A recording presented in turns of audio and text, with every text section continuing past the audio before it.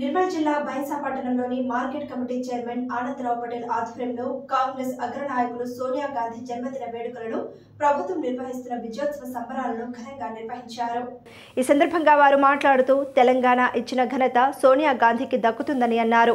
Congress party ఇచ్చిన 6 హామీలను రాబో 4 ఏళ్లలో 100% నెరవేరుస్తుందని తెలిపారు. 2 లక్షల రుణమాఫీ అందించింది మా ప్రభుత్వమేనని పేర్కొన్నారు. ప్రతిపక్షాలు అధికారంలో ఉన్న రాష్ట్రాలకు ఏం చేశారని ప్రశ్నించారు. హామీల విషయంలో ప్రతిపక్షాలు తప్పుడు ప్రచారం చేస్తోందని అన్నారు.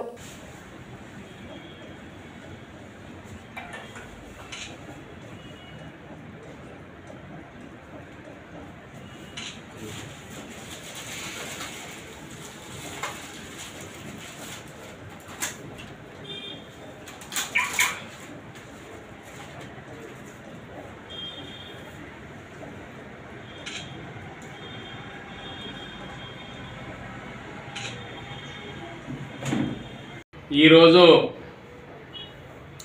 చాలా శుభదినము. మన భారతదేశ మాజీ ప్రధాని ఇందిరాగాంధీ కోడలు ప్రియతమ నాయకురాలు సోనియా గాంధీ గారి బర్త్డే సందర్భంగా ఈరోజు కాంగ్రెస్ పార్టీ కార్యాలయంలో పాలాభిషేక్ చేయడం జరిగింది. మరి సోనియా గాంధీ గారు ఆమె అత్తమ్మ ఇందిరాగాంధీ గారు దండగులు చంపిన తర్వాత ఆమె భర్తను దండగులు చంపిన తర్వాత అదే ధైర్యంతో రాహుల్ గాంధీ ప్రియాంక గాంధీని తీసుకొని ధైర్యంగా పార్టీని నడపడం జరిగింది. మరి ఆమె ప్రధానమంత్రి అయ్యే అవకాశం వచ్చినా ప్రధానమంత్రి పోస్ట్ తీసుకోకుండా పివి నరసింహ గారికి ఇవ్వడం జరిగింది. మరి అటువంటి మహనీయురాలు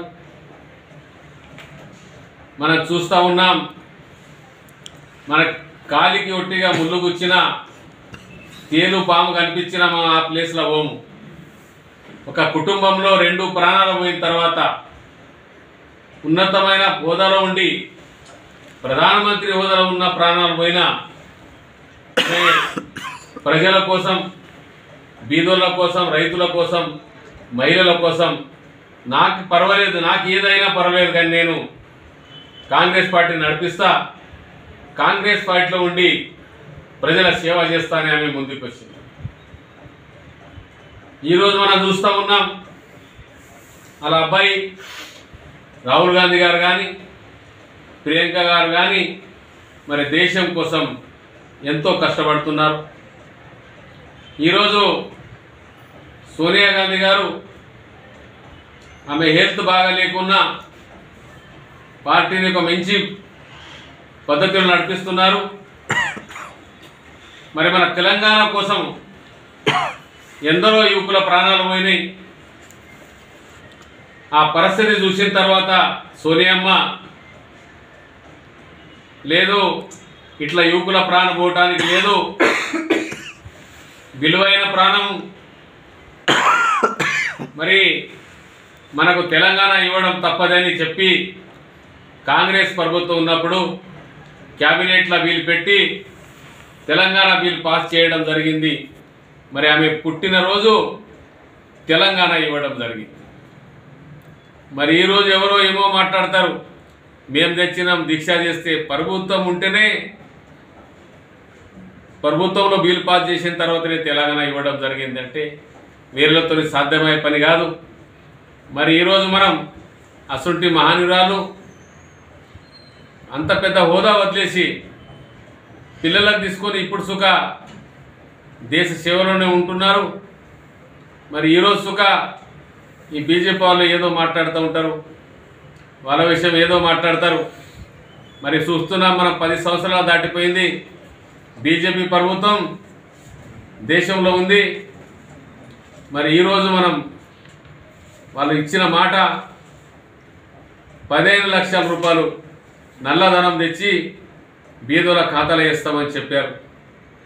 మరి 10 సంవత్సరాలు దాటినా ఇప్పటిదాకా ఒక 15 రూపాయలు సుఖ ఎవరి ఖాతాలో పడలేదు.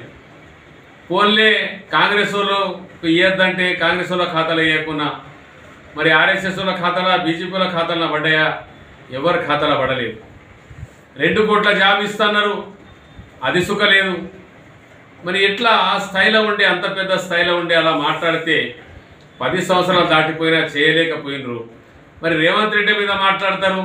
1 సంవత్సరం అయింది, ఇంకా 4 సంవత్సరాలు ఉన్నాయి, ఒకటి చేసుకుంటూ వస్తున్నాం. మేము బీఆర్ఎస్ ప్రభుత్వం ఉన్నప్పుడు రాష్ట్రాన్ని దివాలా తీసింది, దివాలాకోర్ చేసి ఫైనాన్స్ పరిస్థితి ఇంత ఘోరంగా చేసి ఎవరు వచ్చినా ఏం చేయని పొజిషన్లో ఉంటే అటువంటి పరిస్థితిలో రేవంత్ రెడ్డి గారు దాన్ని ఎట్లా సరిదిద్ది మరి మొన్న 2 లక్షల వరకు రుణమాఫీ చేయడం జరిగింది. కొందరికి ఇంకా పడతా ఉన్నది, రోజు రోజుకు పడతా ఉన్నది. ఏదైనా ప్రాబ్లం ఉంటే దాన్ని చెకప్ చేసుకోవాలా. 2 లక్షలు అంటే ఇది ఎక్కడ మన భారతదేశంలో కాదు, ప్రపంచంలో సుఖ ఎవరు మరి రైతులకు 2 లక్షలు రుణమాఫీ చేసిన ఘనత లేదు.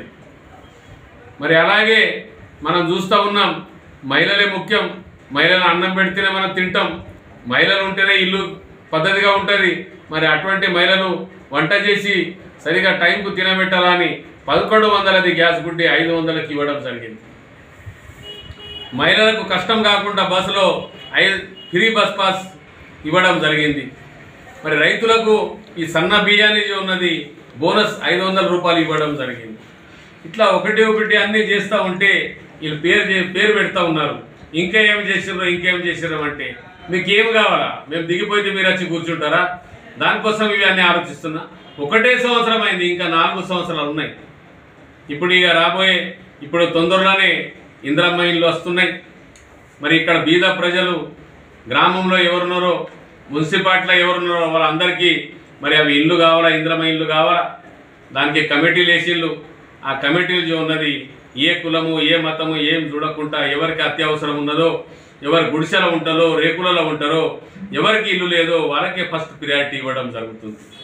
మరి అటువంటి రేవంత్ రెడ్డి గారు పని చేస్తూ ఉంటే రోజు బీఆర్ఎస్లోకి ఏం పని లేదు, బీజేపీలోకి ఏం పని, ఏదో ఒకటి మాట్లాడుతూ ఉన్నారు.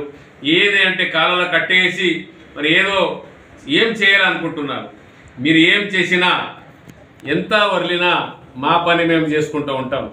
మేము ప్రజల ప్రభుత్వం ఇది, రైతుల ప్రభుత్వం ఇది, మేము అన్నీ చేసుకుంటూనే ఉంటాం. ఇంకా 4 సంవత్సరాలు మీరు ఏం మాట్లాడినా ఏం చేసినా మేము చేయండి మీరైతే చేయలేరు. ఈ 4 సంవత్సరాల్లో ఏది ఉన్నా మేమే పూర్తి చేస్తాం, మేమే రైతుల కోసం బాగా చేస్తాం. और మా బాధ్యత మాది రైతుల ప్రభుత్వం, బీదోళ్ళ ప్రభుత్వం కాబట్టి మేము తప్పకుండా మరి సోనియా గాంధీ ఆశీస్సులతోని తప్పకుండా ఇంకా పని చేయడానికి కార్యకర్తలకు సుఖ మరి ధైర్యం రావాలి. రేవంత్ రెడ్డి ఒక టైగరు, మరి కార్యకర్త సుఖ టైగర్గా పనిచేసి మనకు ఏ మతం కులం లేకుండా అందరికీ పనిచేసి సాధించుకుందామని చెప్తూ ఈరోజు సోనియా అమ్మ బర్త్డే రోజు ఆమెకు శుభాకాంక్షలు చెప్తూ ఆమె ఆరోగ్యాలతో మంచిగా ఉండి భగవంతుడు ఆమెకు మంచిగా ఉంచాలని చెప్తూ సెలవు తీసుకుంటున్నా. జై హింద్, జై కాంగ్రెస్.